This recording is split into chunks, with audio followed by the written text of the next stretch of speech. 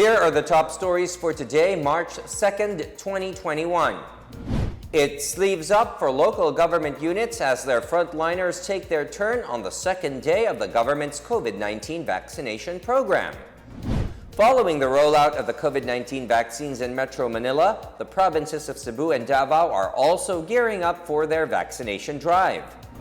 Trying to be relevant, President Rodrigo Duterte has some strong words for Vice President Leni Robredo over her remarks on the government's vaccine rollout.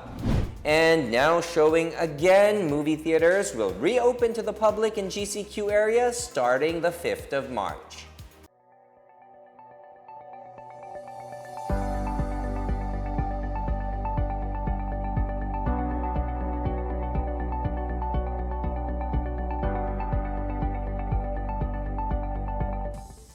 Good day, I am William Theo. Welcome to the PNA Newsroom. Our starting point tonight, it is now the turn of some local government units to roll their sleeves up for COVID-19 jabs. Marita Mawahe brings us the highlights of the second day of the country's vaccination rollout. In Manila, the COVID-19 vaccination started early at the Santa Ana Hospital with Vice Mayor Hani Lacuna Pangan and her husband, City Health Officer Dr. Arnold Pangan, getting the first dose of the SINOVAC jab.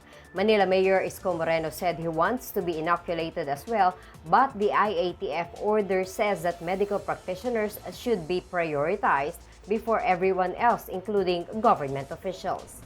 In Marikina, the city government has simplified its vaccination plan in 3 steps: registration and screening, inoculation proper, and post-care monitoring services. Marikina Mayor Marcy Chodoro said the city has formed a team of medical experts to guide them in their vaccination plan. While he is an eligible recipient of the Chinese-made CoronaVac vaccine, Chodoro said he is deferring getting the job after he got a call from Testing Czar Secretary Vince Dizon asking him to allow health workers to be prioritized in the vaccine rollout.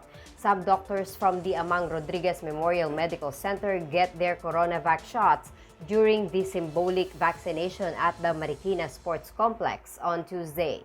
For all healthcare workers, siguro let's grab the opportunity, no? So parang nandito na yung vaccine na gusto natin, inaantay natin lahat, so might as well siguro take the opportunity to be vaccinated.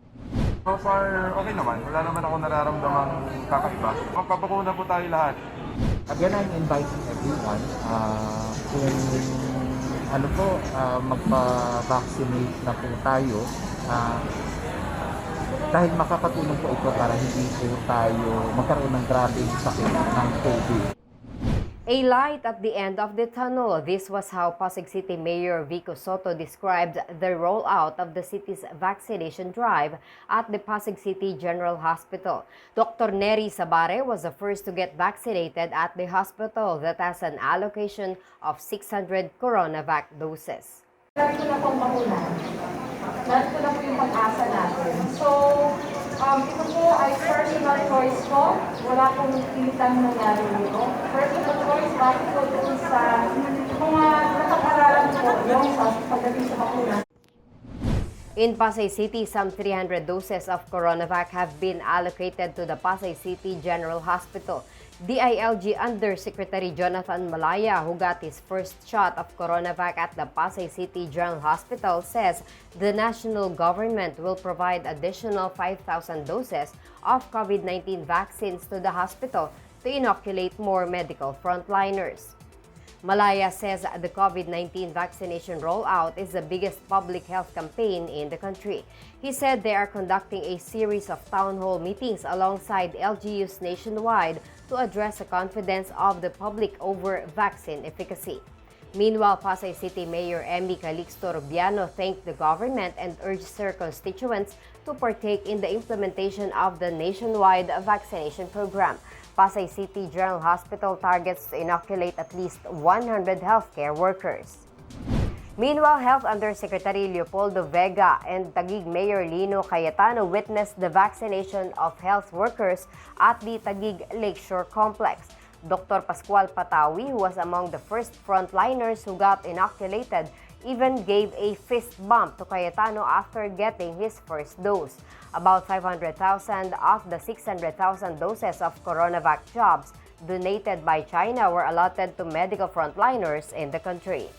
For the PNA Newsroom, I'm Marita Muaje. Aside from Metro Manila, 2 major cities in the country are also gearing up for the rollout of COVID-19 vaccines. Earlier today, a Philippine Airlines plane carrying 12,000 doses of SINOVAC jabs arrived at the Davao International Airport. The jabs were then transported via refrigerated van to the Department of Health's regional office in Davao City. DOH 11 Director Dr. Annabel Yumang said the region will kick off its vaccination for health workers on Friday, March 5. Meanwhile, some 7,200 doses of COVID-19 vaccines also arrived in Cebu this morning. Officials from the Department of Health Region 7 and the National Interagency Task Force for the Visayas welcomed the arrival of the SINOVAC jabs. The vaccines were transported to the Vicente Soto Memorial Medical Center and will be given to the hospital's health workers. St. Luke's Medical Center in Quezon City and Bonifacio Global City have requested for 5,000 doses of the SINOVAC vaccines to inoculate its own healthcare workers and employees. Secretary Carlito Galvez Jr. said St. Luke's President and CEO Dr. Arturo de la Peña expressed his request through text. Nabigla po kami. Sir, ang St. Luke's humingi po ng 5,000 para sa 5,000 lang tao na SINOVAC. Nakita natin yung St. Luke's, nakita natin ang gusto niyan, Pfizer at saka pero nakita po natin, nag-text po sa akin si Dr. Peña, and magkakaroon po kami ng mini rollout sa dalawang St. Luke's Medical Center sa Global at saka sa Quezon City para magkaroon po ng mataas na uptake. President Rodrigo Duterte thanked St. Luke's officials for their cooperation in helping boost confidence in the government's COVID-19 vaccination program. We appreciate any and every cooperation offered to us at this time. Kung sasali yung St. Luke's, then papasalamat tayo. So they can also help spread really the vaccine as soon as fast as it can be accommodated by the time and motion of a human being. President Rodrigo Duterte criticized Vice President Leni Robredo for supposedly trying to be relevant by egging him to get inoculated with the China-made SINOVAC vaccines. In a pre-recorded public address, Duterte said Robredo probably wanted him to get the SINOVAC jab since she suspected that he had already received the Sinopharm vaccine along with his close-in security detail late last year. The Presidential Security Group earlier admitted to vaccinating some of its members in September and October 2020. Duterte maintained that the SINOVAC vaccines, although safe and effective, are not recommended for seniors citizens due to their low efficacy rate. You seem to have an angel face but a devilish mind. Marunong ka may pagduda mo kasi tapos na ako. Ikaw, sige ka lang salita dyan. Wala ka namang ginagawa. Sige ka issue ng statement. Do you know what? Because you want to be relevant here. Gusto mong sumali sa laro na para makipakinggan ka rin. He also hit Robredo for calling for further review of the SINOVAC vaccines. Bakit hindi mo sinabi noon na ito lahat kailangan? More health workers are willing to get vaccinated against COVID-19. Medical frontliners who are at the top of the vaccination priority list welcome the government's initiative as they are eager to gain protection from the virus. In Veterans Memorial Medical Center, or VMMC, nursing supervisor Gemma Colcol said she is setting an example as a department manager for the hospital's COVID complex. She said she felt almost nothing after she received her first dose of the China-manufactured SINOVAC. Colcol, along with 4 other top officials of VMMC, volunteered to take the vaccine first to calm the hesitations of the people about its safety. Thank you from the Philippine government. Thank you, President. And thank you for everyone. Thank you for the free vaccines. Lahat-lahat po ito, maraming salamat. At wala lang oh, items. Meanwhile, 37-year-old Joel Awit, who works as infection control nurse, also shared his eagerness to be vaccinated. Awit said he contracted the virus last year, but fortunately, he was only a mild case. Nag-educate naman kami sa kanila. Well, hopefully, ganun din sila na ang iniisip nila. Kasi ang sabi naman namin, kung anong gamot ang ibibigay sa atin, definitely it has been checked by our FDA. May mga specialists na nag-check siya and it was approved by the government. And I think we have to trust our government when it comes to their decision making. Meanwhile, Dr. Fatima Claire Navarro, chief of the V. Luna Medical Center, says the main objective of the government's vaccination program is to prevent more critical cases and deaths from COVID-19. As frontline healthcare worker, naniniwala ako na napakalaki ng magiging tulong talaga ng vaccination na ito. SINOVAC or whatever brand. Kasi po ang target natin is wala nang maging critical ang condition o mamatay nang dahil sa COVID-19. As the government rolls out its COVID-19 vaccination program, it is urging the public to get vaccinated as part of efforts to revive the economy and move forward to a new and better normal. After frontliners and other essential personnel, are you willing to get vaccinated? Let us hear what some of our kababayans have to say in today's Boses ng Masa.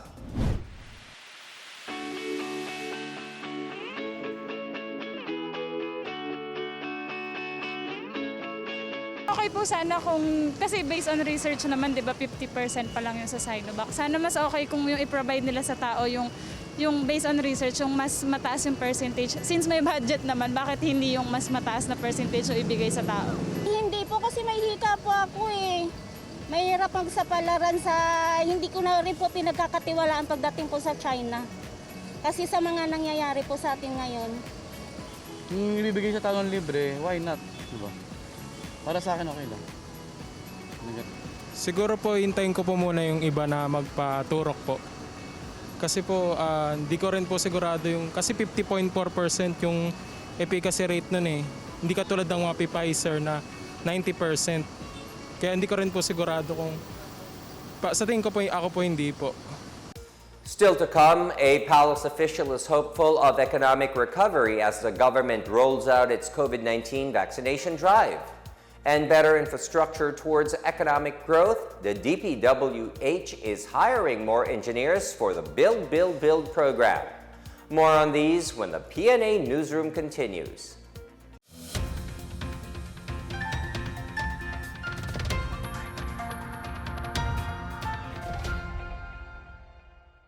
Sa matinding laban natin sa Coronavirus Disease 2019, sugpuin din natin ang pagkalat ng fake news. Huwag magbahagi ng impormasyon na hindi tiyak ang pinagmulan. I-check mabuti ang source ng balita. Kumuha lamang ng impormasyon mula sa mga official channel ng Department of Health.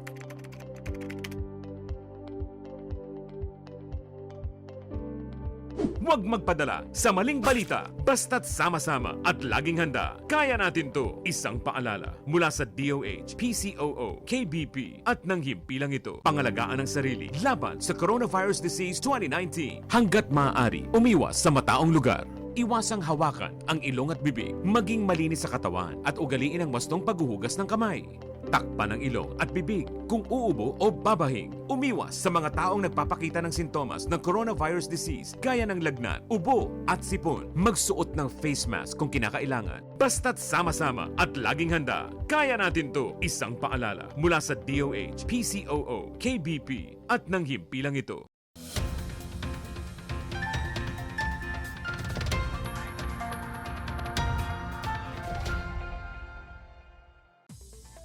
Communications Secretary Martin Andanar is positive that the country can gradually return to its progressive track with the start of the arrival of COVID-19 vaccines. In his weekday show Network Briefing News, Andanar urged the public to join the government in undertaking a new step towards recovery, especially in the rollout of the vaccination program and maintaining to adhere to the health protocols.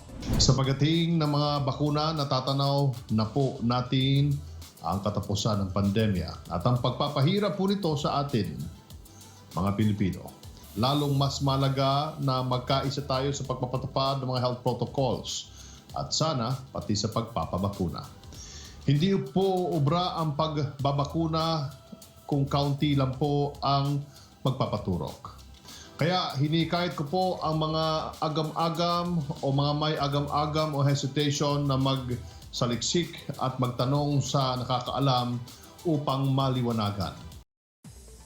In Bulacan, the provincial government has allocated some 130 million pesos as standby fund for the purchase of COVID-19 vaccines. Governor Daniel Fernando said the standby fund will ensure that the 2.5 million qualified Bulaceños will be vaccinated out of over 3 million population of the province. Fernando said that of the 2.5 million qualified to be vaccinated, 338 to 340,000 are senior citizens, while 2,186 are public health workers and frontliners. He said other local government units will buy their own supplies of vaccines and the provincial government will fill in if more supplies are needed. The provincial government has bought 4 freezers to be used to store the said vaccines.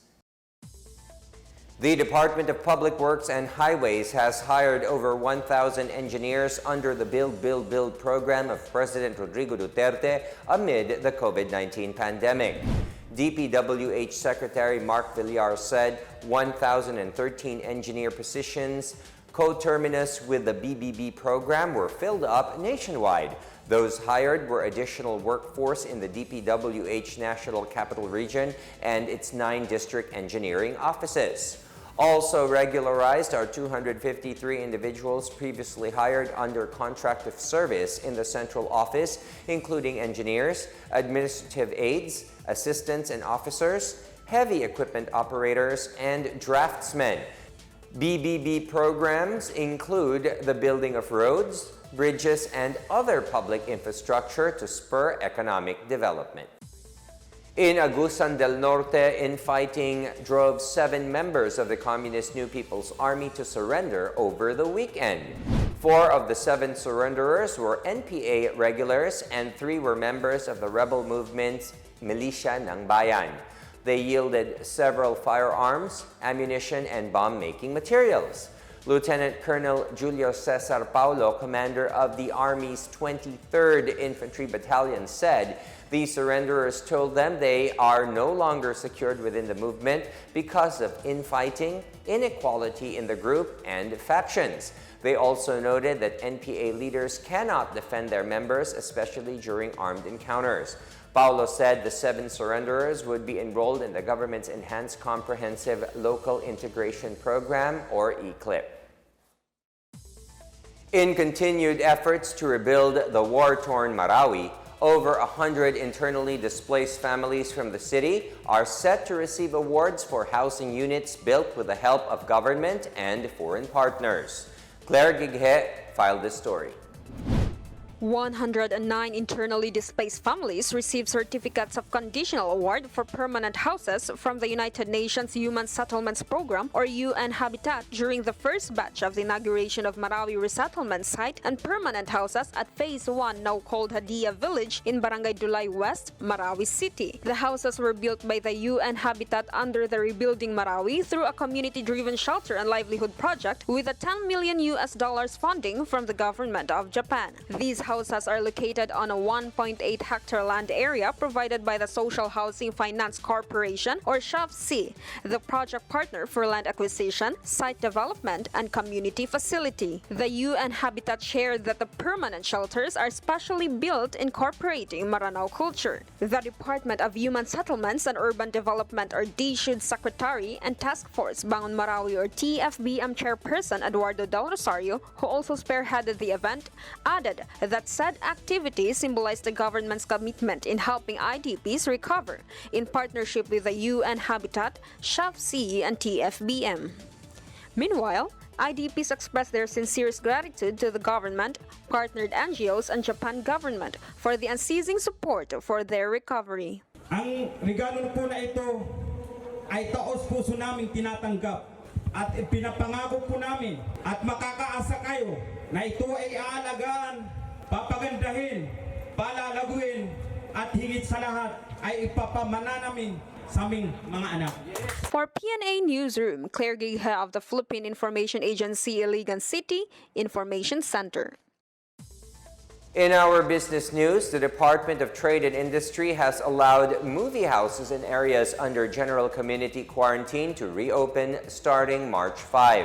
In a memorandum circular, cinemas in GCQ areas are only allowed to operate up to 25% capacity.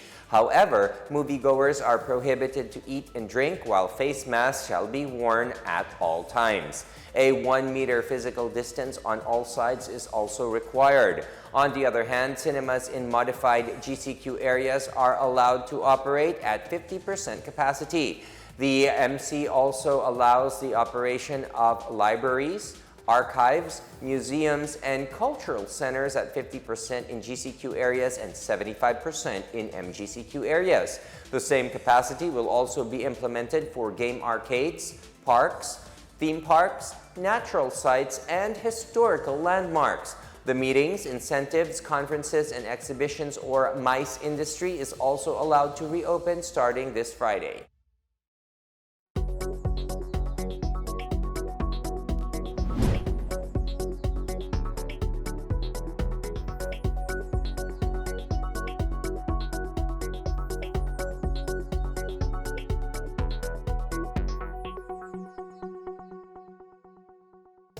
Up next, a hard lesson to learn, the Philippine envoy to Brazil gets dismissed for maltreating her helper.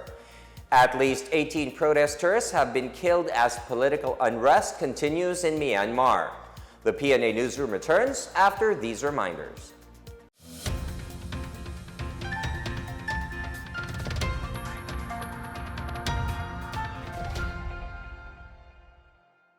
Tandaan ang tamang paraan ng paghuhugas at paglilinis ng kamay upang makaiwas sa iba't ibang karamdaman.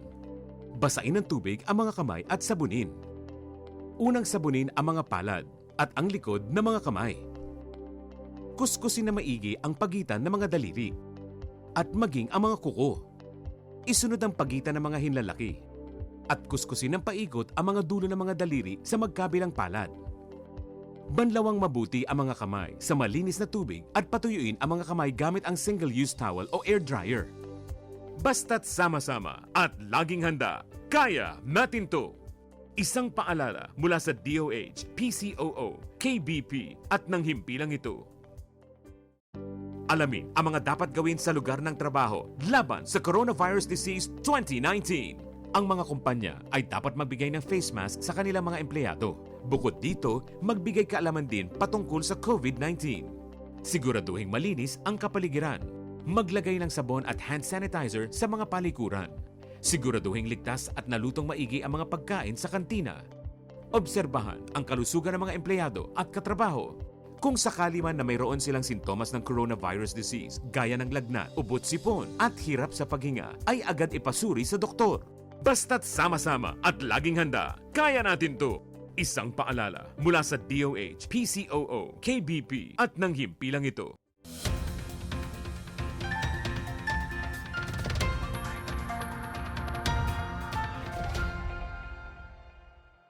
You're still watching the PNA Newsroom.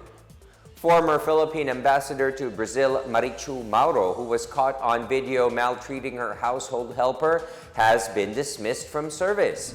President Rodrigo Duterte confirmed that he signed the decision to dismiss the ambassador. Aside from dismissal, Mauro was meted penalties such as cancellation of eligibility, the forfeiture of her retirement benefits, and perpetual disqualification from ever holding public office. She will also be barred from taking civil service examinations. Mauro was recalled in October last year to explain the physical abuse against her service staff. A Brazilian news outlet earlier released CCTV footages supposedly showing Mauro physically abusing her 51-year-old worker on different occasions inside the diplomatic residence. Before charges were pressed against Mauro, the Department of Foreign Affairs formed a fact-finding team to recommend penalties against her. An update on the continuing protest in Myanmar. The UN Human Rights Office on Sunday condemned escalating violence against protesters as it called on the country's military junta to immediately halt the use of force. Spokesperson Ravina Shamdasani cited credible information that the use of force left at least 18 people dead and over 30 others wounded in protests against the February 1 coup. Deaths reportedly occurred due to live ammunition fired into crowds in Yangon, Davao, Mandalay, Miek, Bago, and Pokoku. The UN Rights Office also said the people of Myanmar have the right to assemble peacefully and demand the restoration of democracy. The Rights Office reiterated its call for the immediate release of all those arbitrarily detained, including members of the democratically elected government. And in sports, Filipino mixed martial arts star Rolando D is bracing for what would be his biggest fight so far in his career as he will headline Brave CF47 in Manama, Bahrain on March 11. D, the son of boxing legend Rolando Navarrete, will be facing Abdisalam Kubanichbek in the main event, with the winner likely to face Brave lightweight champion Amin Ayub next.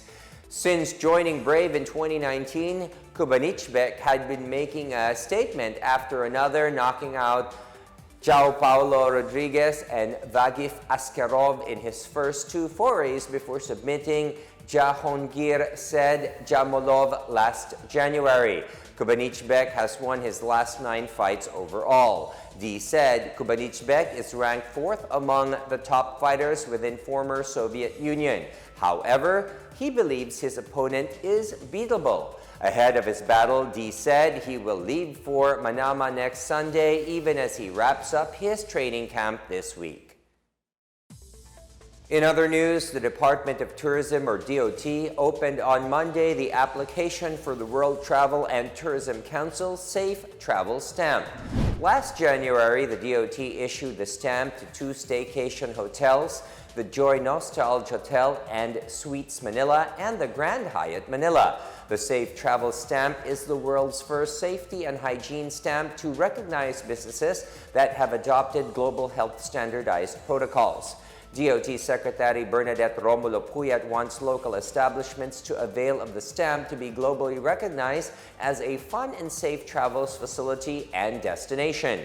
Aside from being promoted by the DOT and the Tourism Promotions Board, the recipients benefit from global exposure with a WTTC. Interested applicants must be compliant with the DOT's health and safety guidelines, adhere to the WTTC Safe Travels terms and conditions, and submit the necessary documents.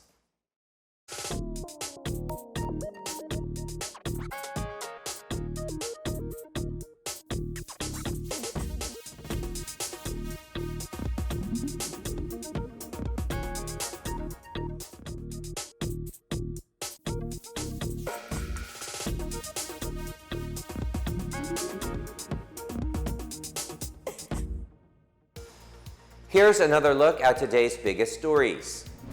It sleeves up for local government units as their frontliners take their turn on the second day of the government's COVID-19 vaccination program. Following the rollout of the COVID-19 vaccines in Metro Manila, the provinces of Cebu and Davao are also gearing up for their vaccination drive. Trying to be relevant, President Rodrigo Duterte has some strong words for Vice President Leni Robredo over her remarks on the government's vaccine rollout. And now showing again, movie theaters will reopen to the public in GCQ areas starting the 5th of March. Thank you for watching another episode of the PNA Newsroom. To check more news content, visit our webpage or head onto the Philippine News Agency's Facebook and Twitter accounts. For more stories about the government and how it serves Filipinos, look for these hashtags in all of our social media platforms and websites. We are shown on the pages of the PCOO and its attached agencies. Also, watch us on television on PTV4 and IBC 13. And that's your daily dose of the biggest stories that you need to know. From the PNA Newsroom, we tell stories that inspire change. I am William Theo. Good day. Stay safe, everyone.